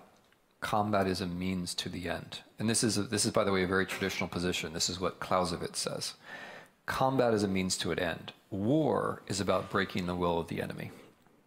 And the interesting thing about the campaign in Ukraine is that, although, as you say, Russia used military force in a quite straightforward way in Crimea and in the Donbass, that was, I think, a minor part of the overall campaign.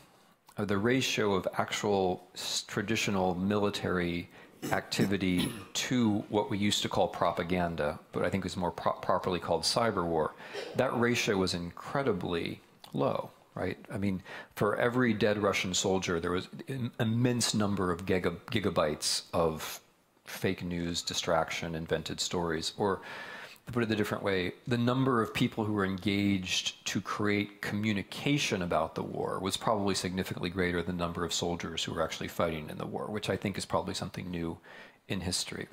And it's interestingly relevant because, and this is something that I said back at the time, and I wrote this in early 2014, that what's happening is that Russians are losing the war on the ground, which they didn't expect, but they're winning the war in the ether, which they also didn't expect, and that was the constructive lesson. And that's the thing I was trying to say at the end about how we were vulnerable with our politics of inevitability, because what the Russians learned in 2014 was that they could really fool us about basic things using certain kinds of tactics, which they then applied in the Netherlands, as you all know, around MH17 and around the referendum, and then the United States in 2016. They learned where they could actually break our will, which was less on the battlefield and more over the internet.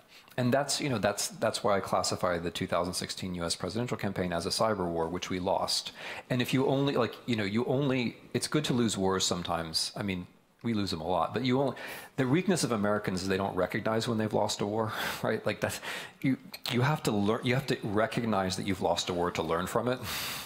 And that's kind of our weak spot, because we've lost a bunch, but we have trouble remembering them, or we remember them as like victimhood. But anyway, my point is that we lost a cyber war in 2016, and then we're very actively failing to draw the lessons from that, partly because of the nature of the outcome, which is that losing a cyber war means that a certain person becomes president of the United States. But yeah, I mean, I agree with your premise. When you say war is unthinkable, then if it's unthinkable, it can't be happening. It can't be happening, and you can't be noticing the reaction. Now, what should Europe be doing about this? I don't think. I mean, as I said, I've actually thought for a very long time that there should be a European army, this is one of the many ways in which I don't represent the official American position. If that hasn't been clear to you up to now, let me just now issue this qualification.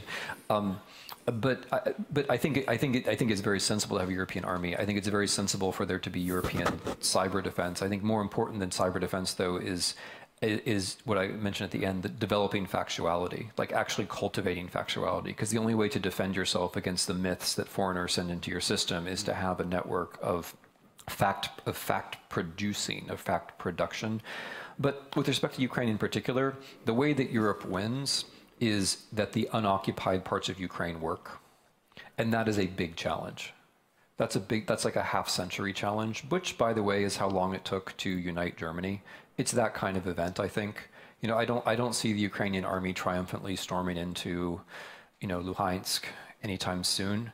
But I certainly can't imagine a West German, East German type scenario where one part of a country ends up looking so much better than the other part of a country that the outcome then becomes more or less foreordained.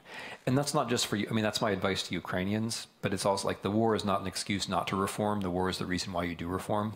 But it's also, I think, advice for Europe that this part, the unoccupied part of Ukraine has to succeed, and that's, I think, your best. I think that's the most sensible Russian policy, as well. It's very hard to influence Russia directly, but it is possible to do something for smaller states to show that the rule of law is actually not a joke. It's not easy, but I think it's possible. Just briefly about the misinformation campaign, you talked about that. You coined the phrase implausible deniability in your book. What do you mean by that? Well, by implausible deniability, I mean you deny facts that everyone knows are true, and then you dare people to call you on it. So in the invasion of Ukraine, the chief example of implausible deniability was the denial of the invasion itself. I mean, of course, there have been many cases of black operations and covert operations, but to actually invade a country and then stand up and say, we're not invading a country, those are guys who bought camouflage uniforms at an army surplus store. That's actually new. I mean, that's a form of audacity which I don't think had been seen in the history. Well, I don't want to say in the history of lying, but history of lying is big and broad. But in the history of warfare, that's a pretty big lie. And it served a purpose, because implausible deniability is a trap, because it's catnip for journalists, it's honey for journalists, because then the journalists say, oh, we're going to focus on this person and trying to prove that what he's saying isn't true. And of course it's not true. But when you accept those rules of the game, what you've done is become a participant in a reality television show. Which is what happened, in fact. So everybody, I mean, I remember this with intense, I mean, this was intensely painful for me at the time. I was trying to get journalists, German journalists, other journalists, to cover the war, or to cover what were the obvious preparations for war, right? I mean, I went on the record and predicted that Russia would invade Ukraine. Partly on the basis of troop movements, but at the time, all the journalists wanted to talk about was Putin's mind. Like, what's in Putin's mind? Will he go in or won't he? Like, it's all about him. And that's a problem, because once the story becomes all about him, then it's not about Ukraine. Right. Ukraine disappears. It's not about the agency of Ukrainians. It's not about what the Ukrainians are trying to do. It's not about the war that they're going to suffer. It's not about the shells that are going to fall on their towns. It's about this man and his ability to defy or define reality. Mm-hmm. That's what I mean by implausible deniability. But it's also a big dilemma, because obviously when we go back to Trump, he keeps throwing little shiny objects to the media, but you know, this president lies. The fact checker of the Washington Post is keeping track of this. He lies 30 times a day during the midterms campaign.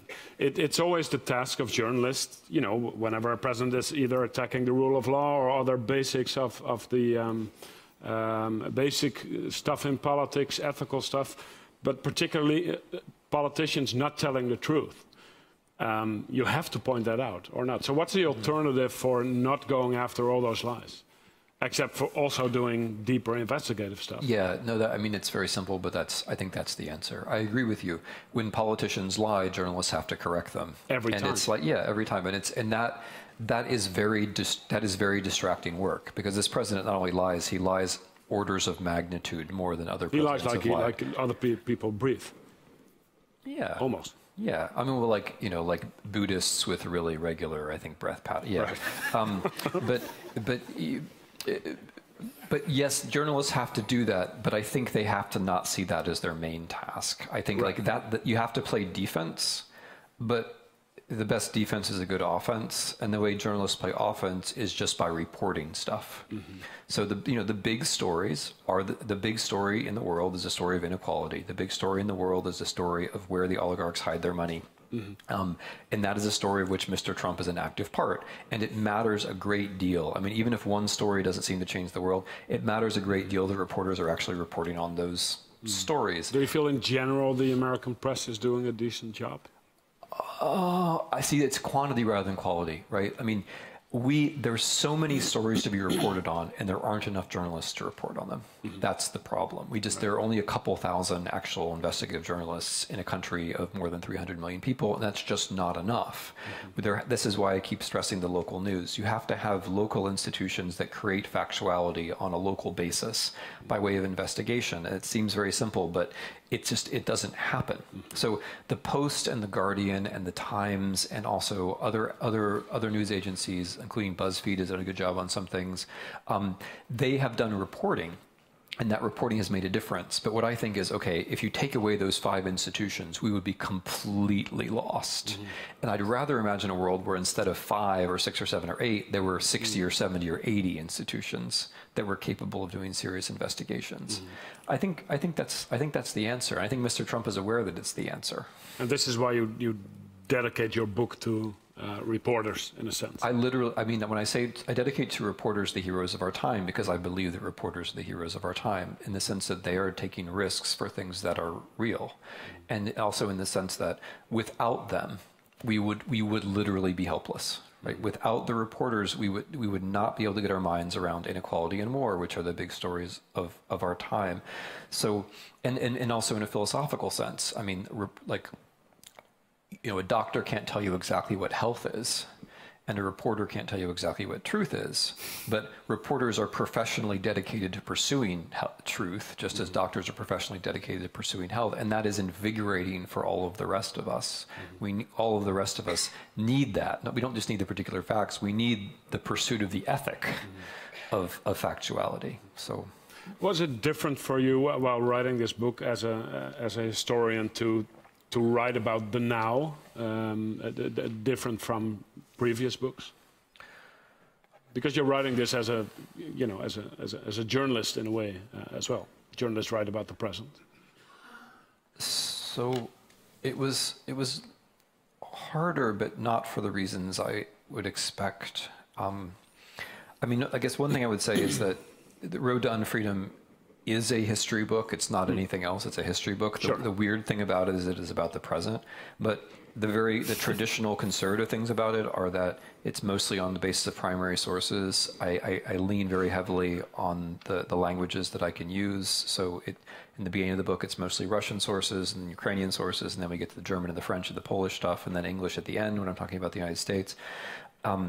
It's also a very traditional history book in that it develops an argument over time. I mean, it's meant to be an argument for itself. So the thing that I'm saying is the answer to inevitability and eternity is history and responsibility.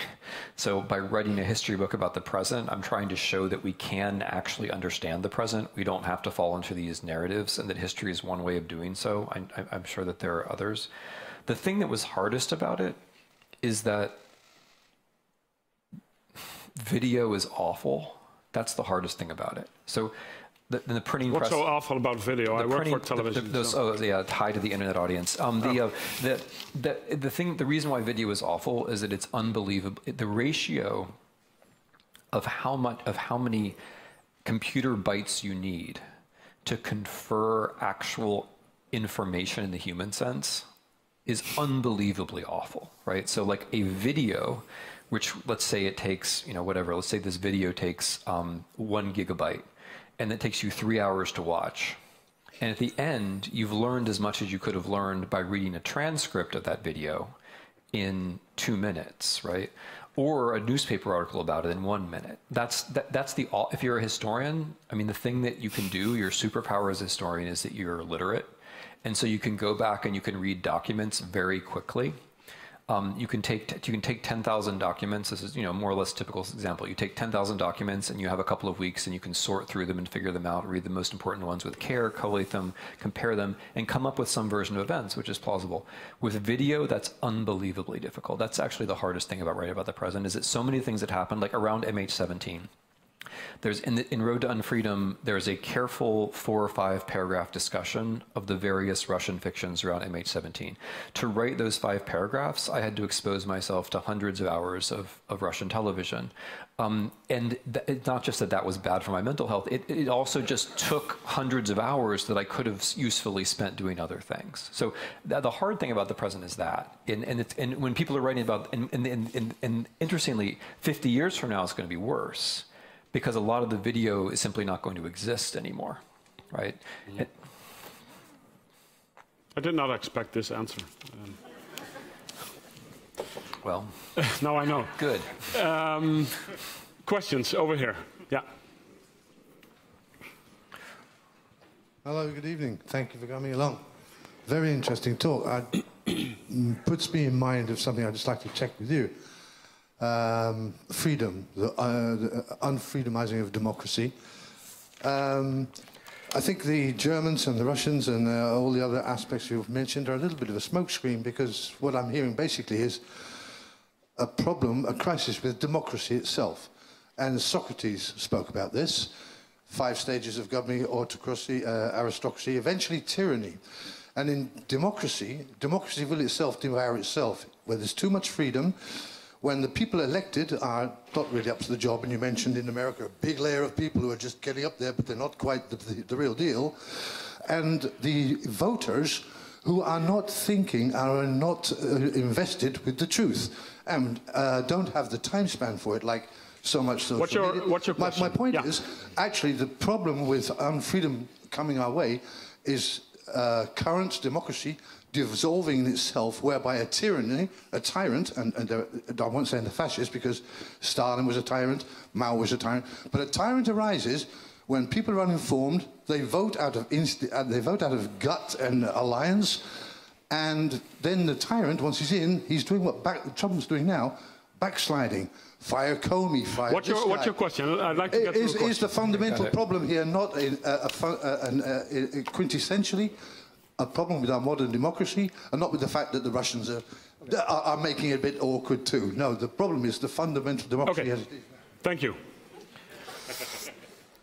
So, I mean, I would cast that a slightly different way, and it goes back to ethics, which has come up in a number of different connections. Do we think democracy is a good thing or not? That seems to me to be an important question. Do we? No, I'm not asking you. This is part of my answer. Don't ask him questions. Don't ask him questions. Yeah. The Socrates and the questions, they're not actually meant to be answered. Where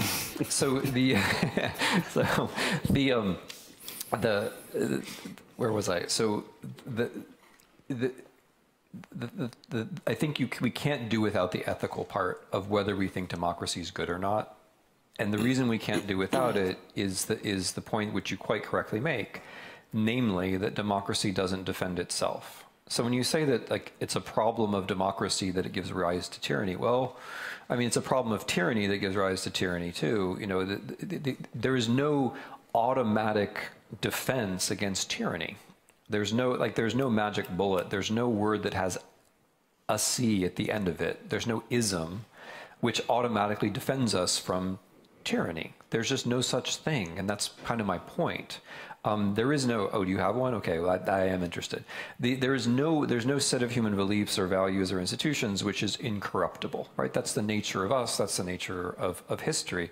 So we have to start from the question, do we actually want democracy? And, you know, I think some of us do. Why? Like, why is it good? And then what would you actually do to keep democracy going? Because again, I agree with you, and I agree with what you say about the Greeks. Of course, democracy doesn't automatically defend itself over time. Of course, it's subject to challenges, and you know, Aristotle did say what you say, namely that the problem with democracy is, well, you put Aristotle and Plato together here. The problem with democracy is that democracy tends towards oligarchy because the oligarchs will always spread fiction among the masses, which, you know, admittedly is not a completely inaccurate description of what's going on in the present world. But it doesn't mean that all the details are irrelevant. It doesn't mean that how Russia works it is irrelevant. It doesn't mean that how Facebook works is irrelevant. It doesn't mean that the details of our present political predicament are irrelevant, because we have to understand those details if we want to make democracy better able to defend itself. And that's why I think the details are important. Other questions? Yeah, over there.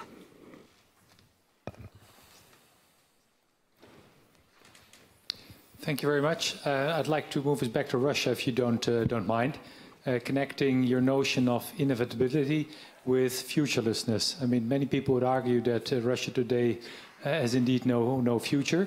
At the same time, over the past a little over 100 years, the Russians have maybe surprised the world by having 2 revolutions, more or less. So what is your assessment of the capacity for change of the Russian population?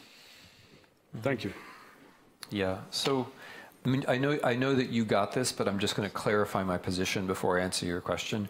When I was talking about the futurelessness of Russia, or America or any other place, I don't literally mean that there's no future, right? I don't literally mean that time is going to stop. What I mean is that we're in this interesting moment in historical time where discussing the future seems to be very difficult and where proposing futures seems to have become very difficult. And I think, as in many other things, Russia has been at the forefront of this particular development. It's like a lot of other things, it came to Russia first and then it's arriving in other places in the West afterwards. But of course, I do think that Russia as a country has a future, and I think that Russia as a society has a future, and I think that future is highly unpredictable. Now, when you speak of revolution, I'm not sure what the second. Did you mean 1905 and 1917, or did you mean in 89? That okay. I mean, there were revolutions in the communist world in 1989. I don't think one can characterize what happened in August of '91 in Russia as a revolution. It was a failed coup. But I agree with the premise of your question, which is that something unpredictable will happen in Russia. The nature of the current Russian system is that probably bad, unpredictable things will happen before any good, unpredictable things can happen. Because what the current Russian system is very bad at doing is preparing any kind of, let's say, not so bad future. It's very bad at admitting that there's a succession problem. It's very bad at training up with who the successors might be, and it's even worse at creating the institutions which would naturally allow people to become those successors. So that means that we're likely to have bad surprises before they're good surprises. But do I think that Russia can renew itself? Of course I think that. Of course I think that. I think that, I mean, I think so. In the 20th century analysts of Russia, the ones that I'm most sympathetic to are always the ones who say Russia is full of possibility. And they're always the ones who say there are multiple traditions in Russia. They're always the ones who point out that the Russian intelligentsia includes big swaths of opinion which haven't yet come to power, which remains true. And they're always the ones who say that Russia is not somehow separated from European history, but it's part of European history. I believe all of those things too. I don't think that where Russia is now is a dead end. I do think, though, that and I tried to make this connection earlier. It's very hard for Russia or Saudi Arabia or anyone else to get out of this kind of political system so long as there are such easy rents to be made from hydrocarbons. That is a structural problem which affects you regardless of whether you're Russia or Saudi Arabia. And I say that because, you know, Europeans don't often make this connection, but insofar as you're in favor of Nord Stream, like insofar as you're in favor of a long-term European dependence on Russian hydrocarbons, you're also in favor of tyranny in Russia. Because Russia's not going to get another form of government without another form of economy. And Russia's not going to get another form of economy until Europe weans itself away from hydrocarbons. So there's a deep connection here between hydrocarbons in the form of politics. There's also a deep connection between European policy choices and the system that we currently have in Russia. But yes, in the medium and long term, I certainly believe that other kinds of Russias are possible. Absolutely. So you're siding with Trump on the Nord Stream issue? Yeah, I'm also. I mean, I disagree with Mr. Trump about many things, and I disagree with the current Polish government about many things. Mm-hmm. But on this particular issue, I think they're both right. Good. We have room for one more question. Well, you pick.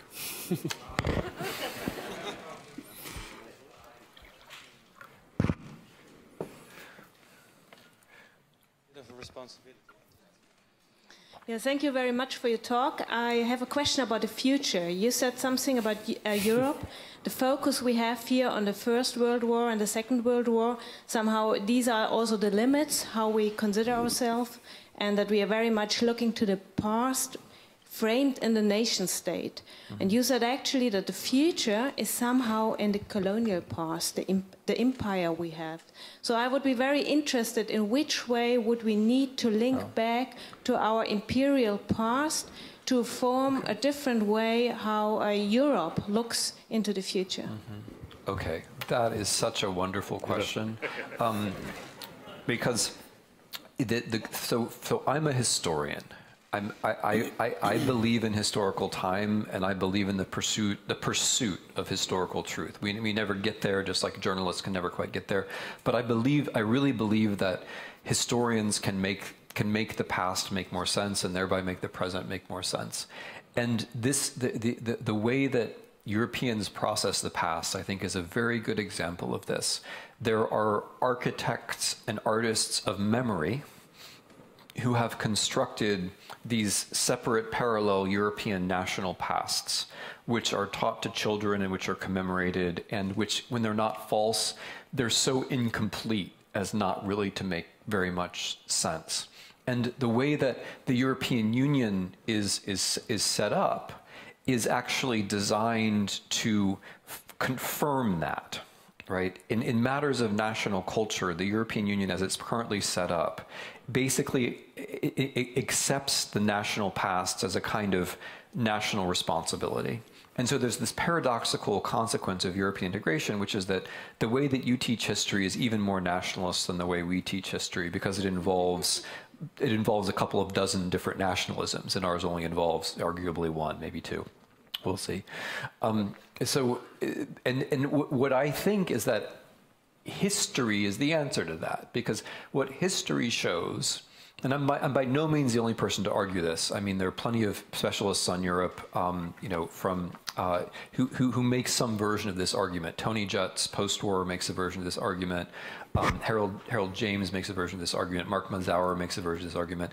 That the real story in European history is empire integration, which means that your real past is the imperial past, which means that the way to think about Europe is how it is and isn't an answer to empire. So the interesting thing about the European Union is that more powerful states recognize less powerful states as equals. That's the interesting thing in the history of the world. Another way of putting that is that former imperial powers who had gone around the world not recognizing other polities as real, recognized European polities as real.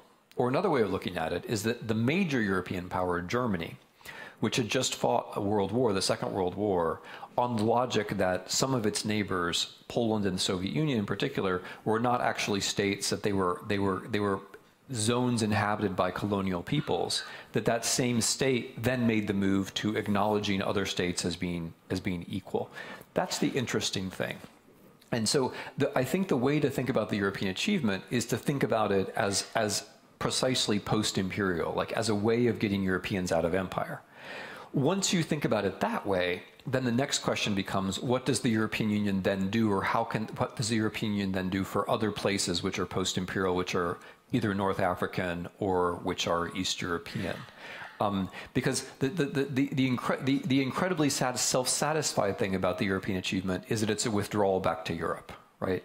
Like we went out and, we went to Indonesia, or, we went to North Africa, whatever it might be, India, but now we're going to basically block that out of the way we think about the past, and we're going to focus on this false story about how we learned lessons from the Second World War.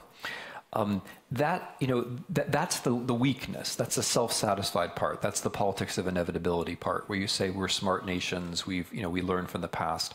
I think a European history which was actually taught to school children, which began from empire, and which related the defeats in imperial wars to European integration, would show both what Europe has achieved, but also what the moral obligations of Europe are with respect to the world, which I can't answer definitively, but I think that kind of reframing of the issue would be very constructive. But the fundamental thing I would say is that, and this is why I like the question so much, it's not just that Europe has to have a future, Europe has to be the future.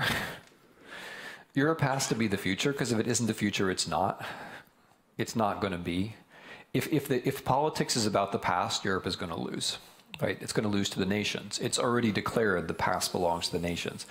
If Europe's going to be, it has to be about the future. And and this is going to sound like a very provincial historian talking, but I'm deeply convinced of this. You can't have future time without past time. You can't have a future without history. You can't think your way into a future without having some more or less true version of the past. And so part of getting to part of thinking sensibly about a European future, I think, involves getting the past of Europe right. And so I think that itself would be a step in the right direction. It's not about saying, you know, it's not about making the move to, we thought we were great, but now we realize everything is our fault. Because everything is our fault is also a form of inaction, right? Everything is great is the politics of inevitability. Everything is our fault, you know, can be a form of the politics of eternity, right? We take responsibility for everything and therefore we do nothing. What it is about is seeing European history and global history together. That's what it's fundamentally about. I've learned a lot, and I think I speak on everybody's behalf. Thank you so much for this. Thank you. Yeah. Guys.